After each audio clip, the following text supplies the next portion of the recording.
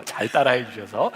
자, 이제 우리들이 이제 다지는 삶을 살아가려고 하는데, 오늘부터 13주 동안 여러분들과 함께 하나님의 마음 알기라고 하는 주제를 가지고 말씀을 나누려고 그래요.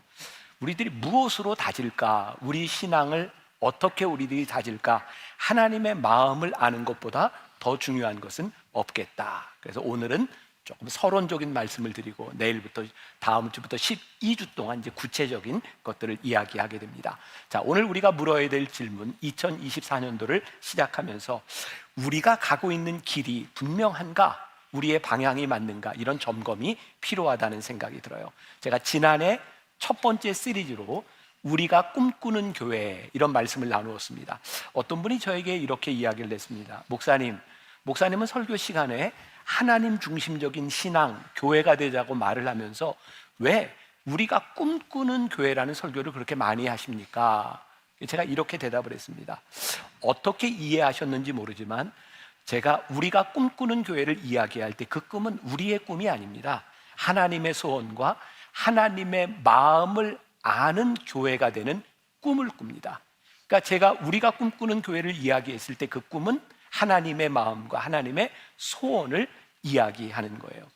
올 한 해 첫 번째 시리즈로 하나님의 마음을 알고, 그 다음 시리즈는 예수님의 마음을 알고, 그 다음 시리즈는 성령님의 마음을 아는 그런 말씀대로 채워지게 됩니다. 어떤 분이 저에게 또 이런 말을 했던 기억이 납니다. 길거리에 나가서 전도를 한 적이 있는데 예수 믿으세요 이렇게 전도를 했더니 이렇게 반응을 하더라는 거예요. 저 교회 안 나가요. 나는 예수를 전했는데 저 사람은 교회를 나오지 않는다. 그러니까 사람들이, 우리들이 복음을 전할 때 그들은 복음으로 받아들이는 것이 아니라 교회를 얘기하고 있구나 라는 생각이 들기도 합니다. 어쩌면 어떤 사람들은 나는 예수를 잘 믿기 위해서 교회는 안 나갑니다, 이렇게 말하는 사람이 있을 수도 있다는 생각이 듭니다. 오늘 우리가 이 교회에서 예배를 드리고 있지만 우리가 하나님과 관계되어 있지 않다면 사람들은 우리를 바라보며 교회를 다니고는 있지만 하나님을 믿는 사람이라고 이야기하지 않을 수도 있겠다는 생각이 듭니다. 우리가 믿는 복음이 뭔가요? 요한복음 3장 16절에 하나님이 세상을 이처럼 사랑하사, 우리를 너무 사랑하셔서 우리들에게 독생자를 주셨고 그를 믿는 자마다 멸망치 않고 구원을 얻게 하려 하십니다. 그런데 이 구원이 우리의 노력이 아니라 하나님의 은혜로 우리들이 구원받은 백성이 되었다. 중요한 것은 우리들이 하나님의 은혜를 입고 구원받은 백성이 된 이 복음을 믿는다고 생각은 하고 있지만 우리들이 이 복음을 살아내느냐에 대한 부분이겠죠. 그래서 야고보서 기자는 이렇게 이야기를 합니다. 여러분들이 구원받았다고 하고 믿는다고 하면서 여러분들에게 행함이 없다면 그것은 여러분들 자신을 속이는 것입니다. 무서운 얘기죠. 우리는 하나님을 믿는다고 생각을 하고 있는데 믿는 믿음의 행함이 우리들에게 없다면 그것은 자기를 속이는 것이라고 이야기하고 있어요. 오늘 우리가 하나님의 마음을 안다고 하는 것, 그게 무엇일까?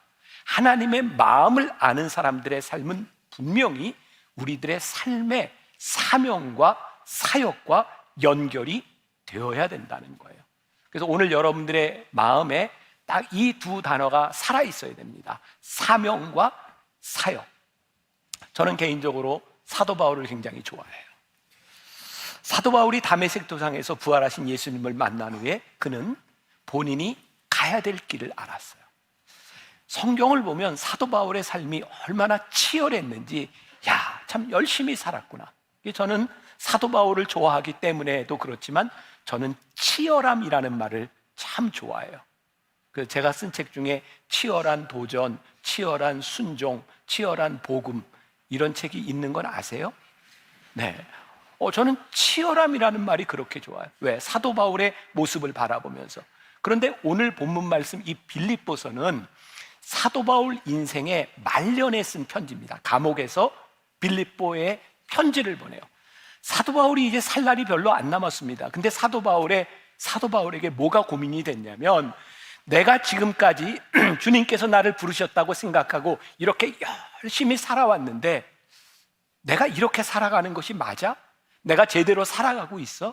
그의 삶을 점검하고 있다는 점이에요. 자, 오늘 본문 말씀 12절에 내가 이미 얻었다 함도 아니요 온전히 이루었다 함도 아니요 오직 내가 그리스도 예수께 잡힌 바 된 그것을 잡으려고 달려가노라. 그는 죽음을 앞에 놓고 내가 예수님께 잡힌 바 된 그것을 잡으려고 달려가노라. 자기 자신을 그렇게 바라보고 자기 자신을 점검하고 있는 거예요.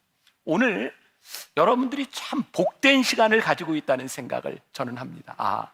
새해를 시작하면서 첫 주 우리의 방향을, 우리의 삶을 점검할 수 있는 건 참 큰 은혜다. 자, 여러분들은 스스로 여러분들의 삶의 방향이 맞다고, 내가 이렇게 살다 하나님께 가도 된다고 생각하시는가? 그런 상상을 해봤어요? 우리가 이게 길을 가다가 저기 보니까 내가 지금 아는 사람이 있는 것 같아서 열심히 달려가서 이렇게 어깨를 툭툭툭 쳤는데 그 사람이 나를 보고 누구세요? 굉장히 참 당황스럽잖아요. 그런 상상이 드는 거예요.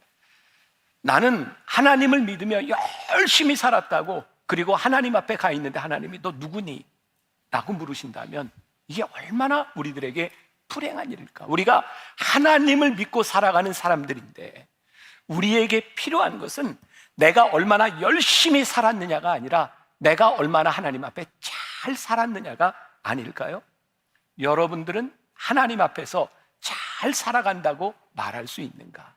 이것을 우리는 사명이라고 이야기를 하는 거예요. 지금 우리는 사명에 충실한 사람들인가? 자, 교회라고 하는 것과 더불어 이 사명이라고 하는 것을 한번 풀어봅시다. 하나님은 모든 교회에 사명을 주셨다고 생각해요. 근데 똑같은 사명을 주시지는 않았습니다.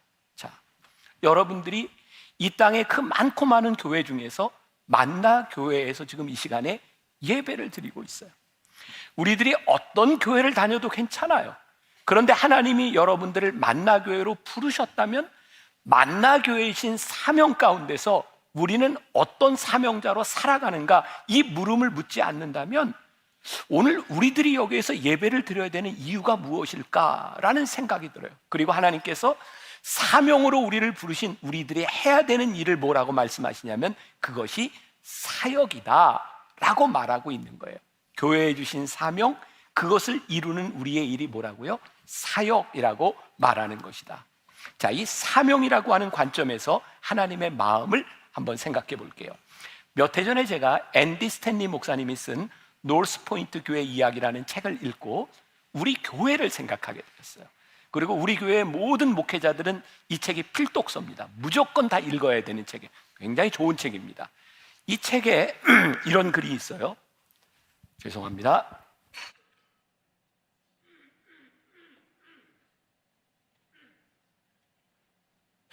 자, 이 책에 나오는 글입니다. 이 세상의 많은 교회 중에 그 교회를 시작하게 하신 하나님의 이유가 지금도 분명한가? 모든 교회가 하기 때문에 우리 교회도 하는 것, 모든 교회 모두가 하지 않기 때문에 우리도 하지 않는 것이 아니라 우리 교회가 해야 하는 것은 무엇인가? 저는 이 글을 읽었을 때 가슴이 뛰었어요.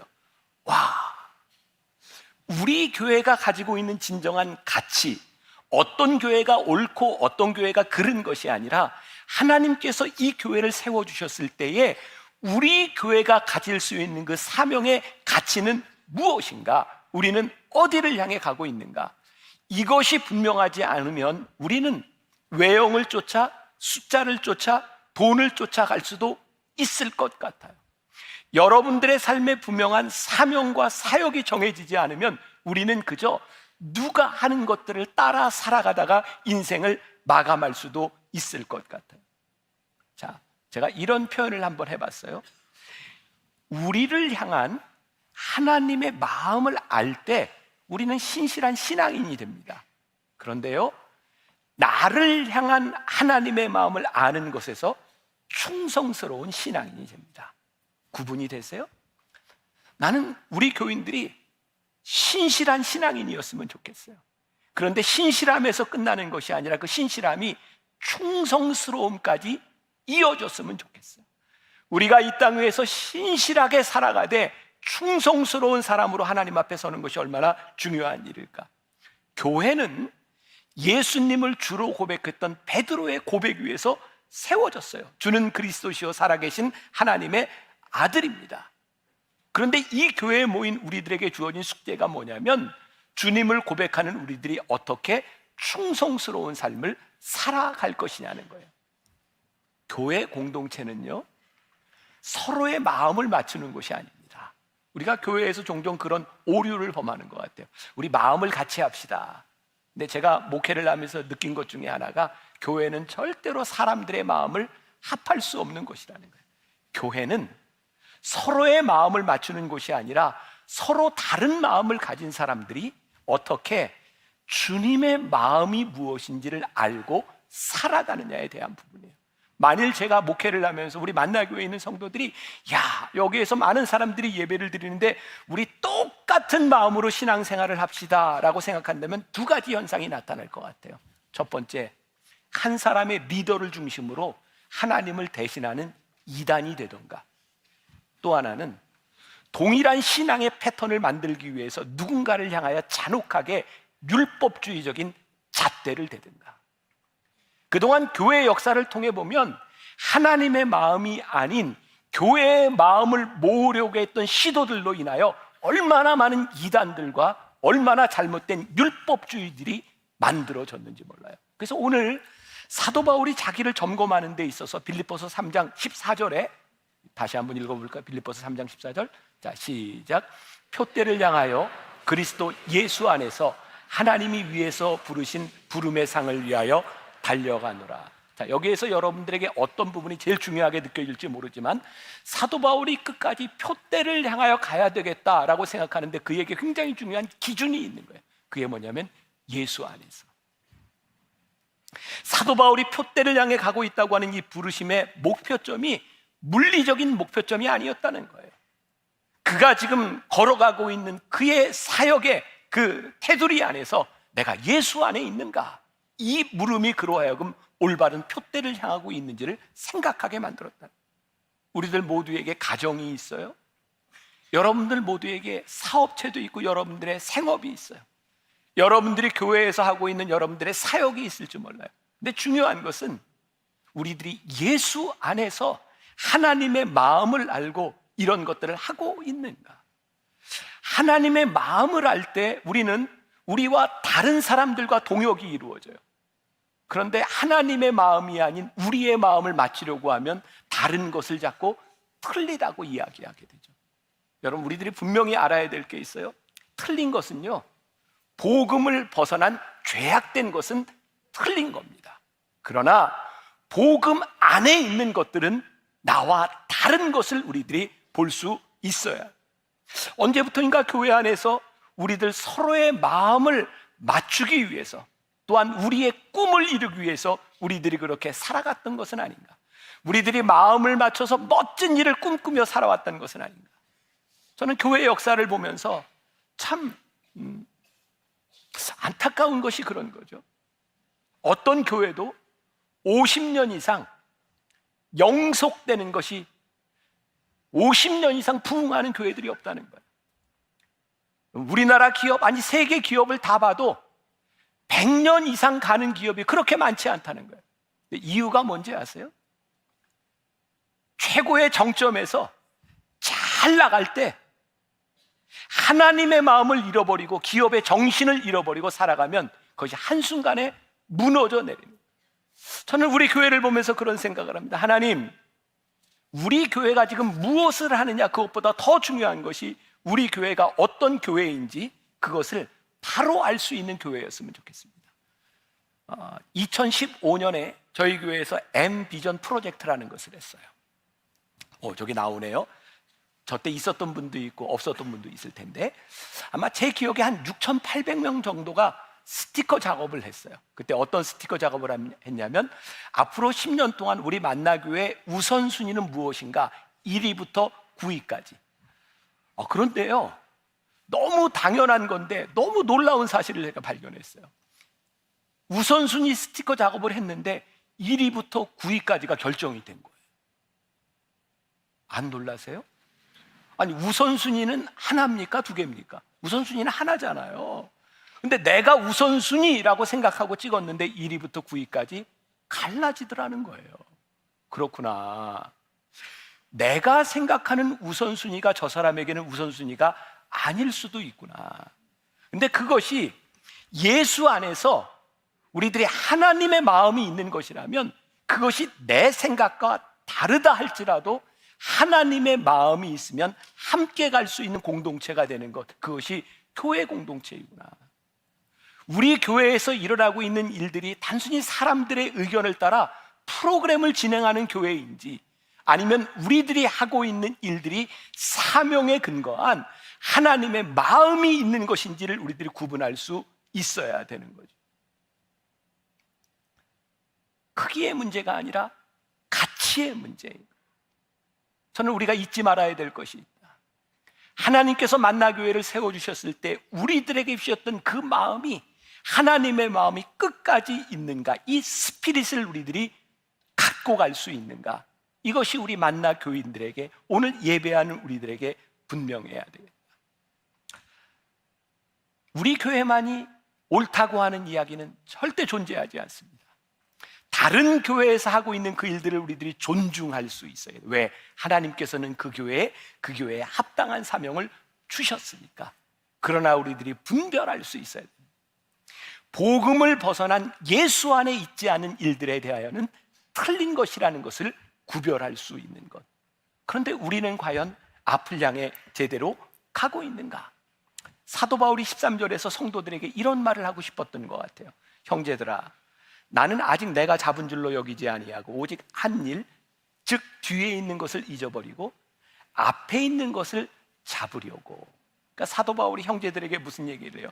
내가 지금 이 표대를 향해 가고 있는데 지금 나의 문제는 지금까지 내가 살아왔던 붙잡고 있던 것이 아니라 내가 앞을 향해 달려갈 그것을 향해서 내가 놓아야 될 것, 포기해야 될 것이 있다. 여러분, 선택과 포기는 동의어입니다. 그죠? 포기하지 않으면 선택할 수 없는 거예요. 우리들이 하나님께서 주어진 우리들의 사명을 위하여 그 길을 끝까지 가기 위하여 우리들이 붙잡아야 되는 것이 있고 우리들이 놓아야 되는 것이 있다. 자, 저는 목사니까, 만나교회 담임 목사니까 제 사역에 있어서 하나님께 기도하는 게 있어요. 제가 오늘도 광고를 했어요. 여러분들 가능하면 이제 토요 예배를 나와 주셨으면 좋겠습니다. 자꾸 이렇게 광고하는 이유는 저희 교회 예배를 더 이상 늘리지 않겠다라고 하는 결심이 저에게 섰기 때문에 우리 장로님들과 함께 그런 이야기를 나누었어요. 하나님 만나교회를 세워주신 그 이유와 가치가 몇 번의 예배를 드리면서 얼마나 더 커지는가에 있는 것이 아니라 여기에서 예배드리는 사람들이 얼마나 더 하나님 앞에 신실하게 예배드릴 수 있는 것에 우리는 가치를 두겠습니다. 자, 여기도 여러분들이 오해하시면 안 돼요. 우리 교회보다 더 많은 예배를 드리는 교회가 잘못된 게 아니에요. 우리 교회의 가치는 거기에 두지 않겠다라고 결심을 한 거예요. 왜냐하면 저는 건강이 그렇게 잘 허락되지 않아요. 아마 제가 은퇴를 하고 다음 후임 목사가 왔을 때는 또 다른 일들이 벌어질지 몰라요. 그건 틀린 게 아니에요. 근데 저도 하나님 앞에 그런 기도를 하게 돼요. 하나님, 저도 예배를 인도하고 설교를 하는데 저도 기쁨으로 예배드리고 제가 감당할 수 있을 만큼만 설교하고 싶습니다. 만일 제가 감당하지 못할 일들을 인하여 제가 짜증이 나거나 이 예배가 예배답지 못한다면 하나님 기뻐하시지 않을 것 아닙니까? 그래서 더 이상 예배를 늘리지 않겠다. 그리고 더 이상 교회가 커지기 위해서 건물을 사거나 더 건축하는 일을 우리 교회는 없겠다. 왜? 우리 교회의 가치와 사명은 더 많은 사람들이 모이는 것과 건물에 있지 않다는 것을 분명히 할 수 있기 때문에 지금 내가 잡고 있는 것, 그런데 내가 올바른 가치를 향해 가기 위해서 우리들이 놓아야 되는 것이 있다면 그것을 놓을 수 있을 때 우리들이 사명자로 살아갈 수 있는 거예요. 여러분들이 하나님의 사람으로 살아가는데 하나님 앞에 붙들림 받아 살아가기 위해서 여러분들이 놓아야 되는 것이 분명하지 않다면 우리들이 붙잡을 수 없는 거예요. 여러분, 2024년 첫 주에 여기서 예배드리고 있는 게 참 수지 맞았다, 이런 생각이 들지 않으세요? 우리들의 삶에 놓아야 될 것과 붙잡아야 될 것이 분명하지 않다면 우리는 결코 사명자로서의 삶을 살아갈 수 없는, 저는 개인적으로 만나교회 목회를 하면서 하나님께서 저에게 주셨던 마음이 있었어요. 지난 20년 동안 어떻게 하면 교회를 잘 다니지 않는 사람들, 특히 이 아내를 이렇게 따라와서 어쩌다 이렇게 교회에 나오는 남자들을 위해서 우리가 이렇게 교회가 예배를 좀 잘 드리고 그 사람들을 배려할 수 없을까? 제가 20년 동안은 그런 마음으로 교회의 예배에 익숙하지 않은 사람들을 위해서 그렇게 제가 많은 사역을 했던 것 같아요. 네, 지난 1년을 지나오면서 하나님께서 저에게 다른 마음을 주신 거예요. 송구영신 예배 때 여기 나오신 분들이 꽤 있을 것 같아요. 정말 어떻게 공간이 없어서 그냥 부속 공간까지 다 차 있는데 갑자기 저에게 그런 생각이 드는 거예요. 송구영신 예배를 드리는 이 시간에 혼자 운전을 할 수 없는, 혼자 나올 수 없는 우리 어른들은 아무도 나오지 못했구나. 저는 지난 변화산 때 우리 교회가 코로나를 지나면서 굉장히 젊어졌다고 생각했어요. 그런데 생각해 보니까 코로나를 지나면서 교회의 모든 버스를 새벽 예배 때 하나도 돌리지를 않으니까 혼자 나올 수 없는 어른들은 새벽 예배에 아무도 나오지 못하죠. 하나님이 평생 동안 신앙생활을 하며 헌신했던 어른 세대에 대한 아픈 마음을 저에게 주시더라고요. 그래서 올 한 해는 우리 어른들과 우리 청년 세대들 카풀을 같이 하고, 그리고 어른을 모시고 오는 청년들에게는 특별히 앞자리를 좀 내주려고 그래요. 여러분, 이게 옳고 그름에 대한 문제가 아니라 하나님께서 주셨던 마음이 평생을 헌신했던 우리 어른 세대에 대하여 그분들이 신앙생활을 잘 할 수 있도록 보게 하셨던 그 마음이 틀린 마음이 아니라면 하나님께서 우리들에게 주신 또 하나의 사명과 사역이 될 수 있다는 생각입니다.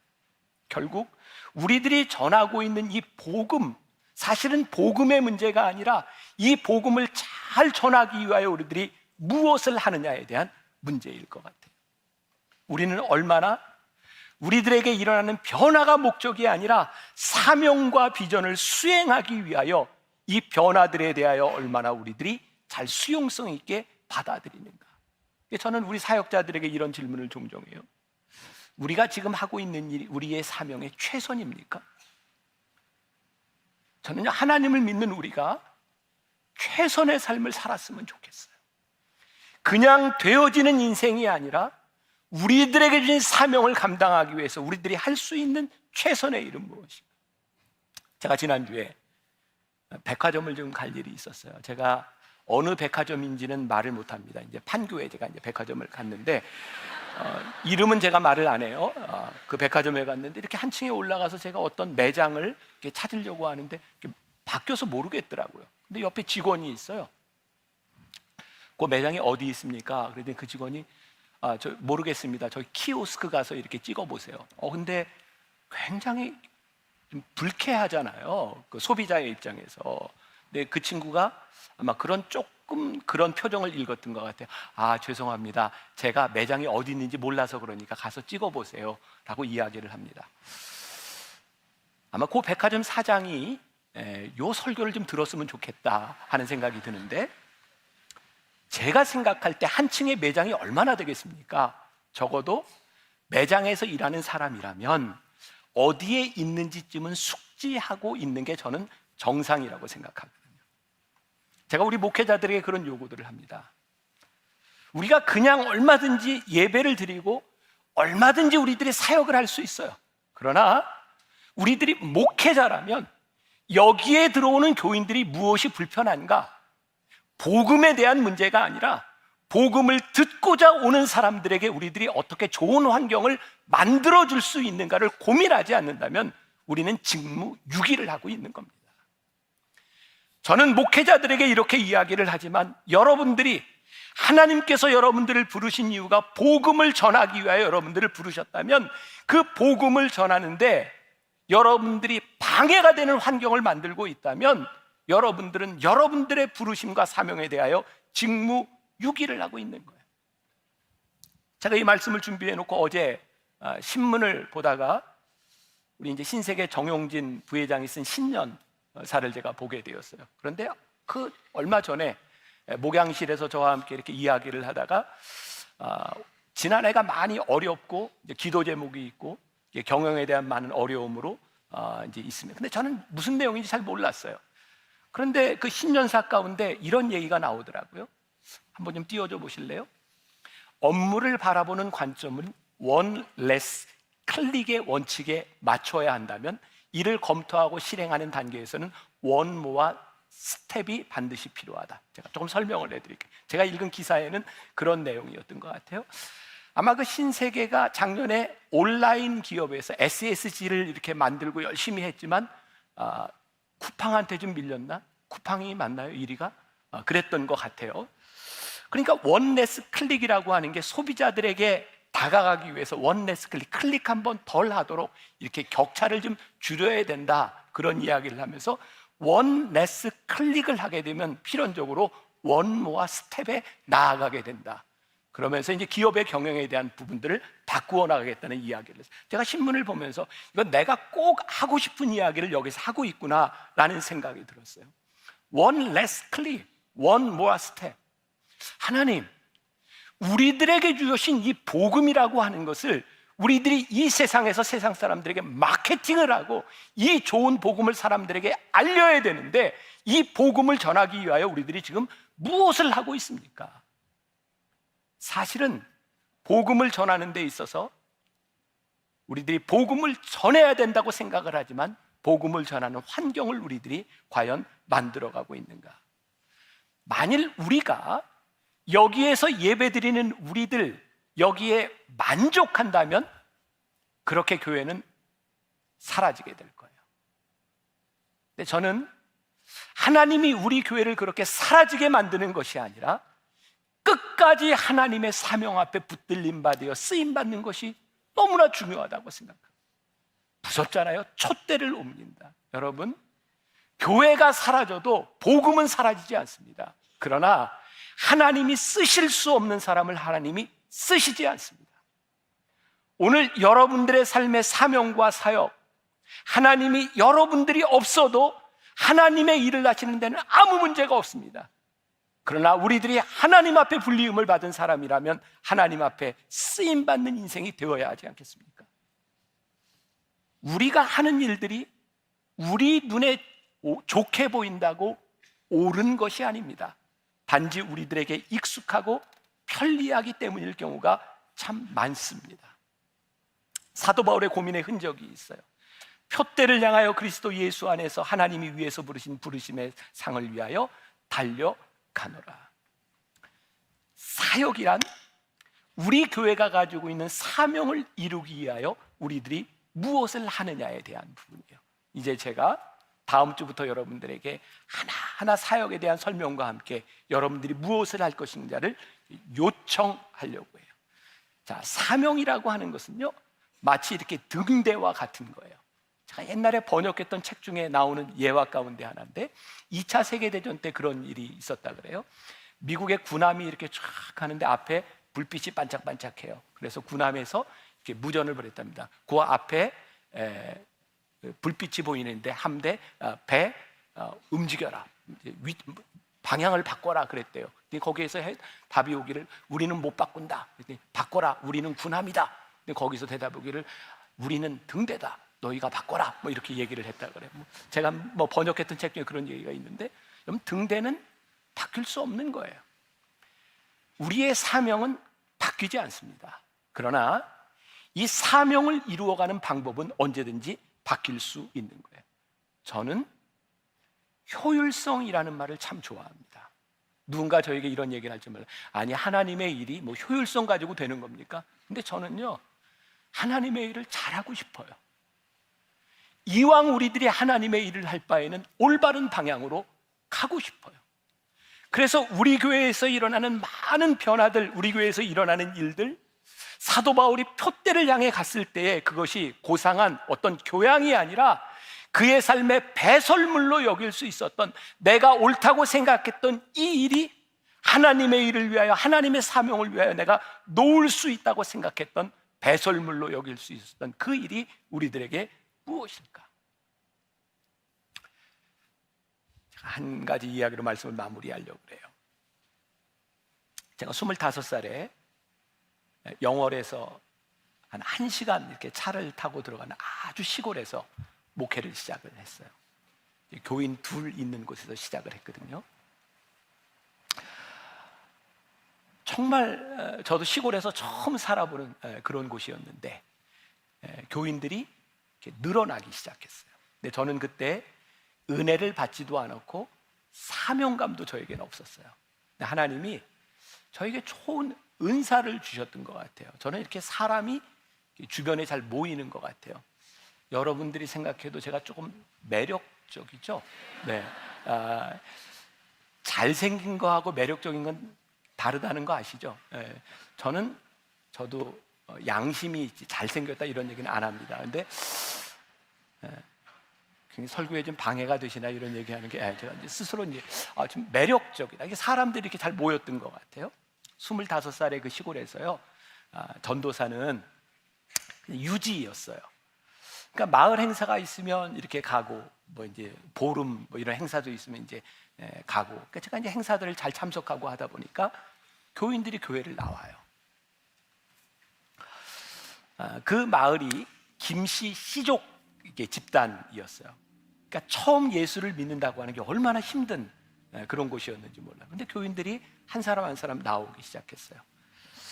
농번기 때가 되고 혹은 이게 추수철이 되면 사람들이 일을 해야 되니까 제가 주일날 잠을 자고 있는데 누가 문을 두드려요. 보니까 새벽 4시예요. 그래서 왜 그러세요? 그랬더니 예배 드려주세요 그러더라고요. 일하러 가야 된다고. 그래서 얼떨결에 예배를 드렸어요. 뭐 교인이 몇 명 되지도 않고.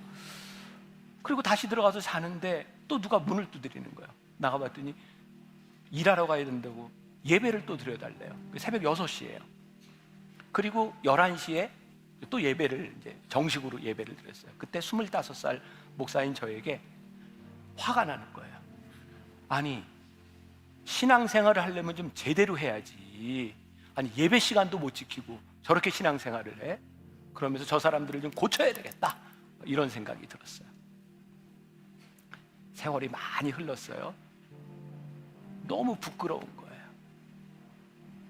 그때, 아니, 내가 지금 마음으로 그때 그 목회를 한다면 전 절대 그러지 않았을 것 같아요.